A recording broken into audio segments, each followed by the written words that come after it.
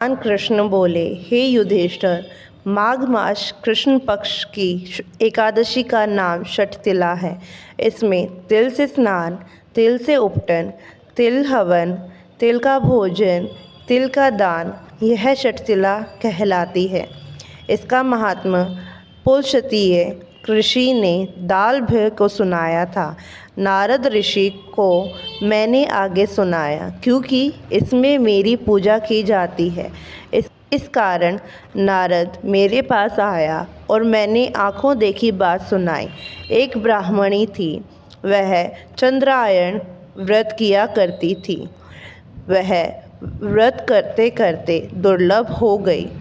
व्रतों के प्रभाव से उसके समस्त पाप नष्ट हो गए।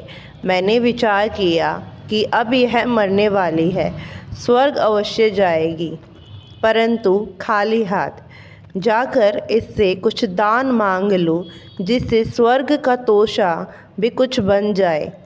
मैं वैकुंठ लोक को त्याग कर मृत्यु लोक में आया।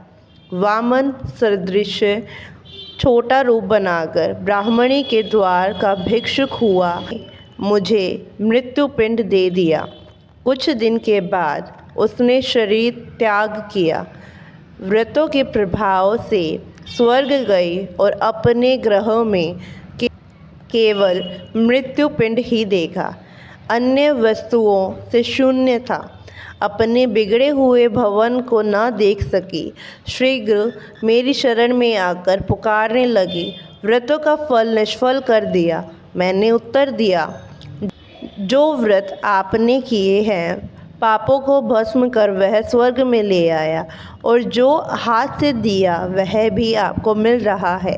ब्राह्मणी बोली कि यह दृढ़ अब कैसे कटेगा।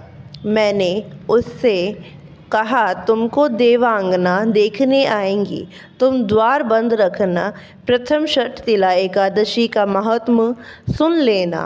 वह ब्राह्मणी अपने भवन में गई, द्वार बंद कर दिया। देवकन्या दर्शन को आई और कहा, द्वार खोलो, मुख दिखाओ। ब्राह्मणी बोली कि पहले तुम षठतिला एकादशी का महात्म्य को सुनाओ। देव स्त्रियाँ बोली, बिगड़े हुए भाग्य को संवारने वाली षठतिला एकादशी है। गो हत्या, ब्राह्मण हत्या इत्यादि महापाप करने वाले को भी मुक्त कर देती है। द्वार खोलो तो मृत्यु पिंड का आम बन गया।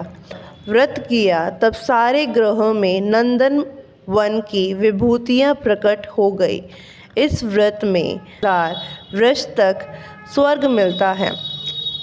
इस दिन भगवान श्री कृष्ण को पेठा, नारियल, जायफल, सुपारी आदि से पूजा की जाती है। इस दिन तिलपट्टी का सागार शास्त्रकारों ने बताया है।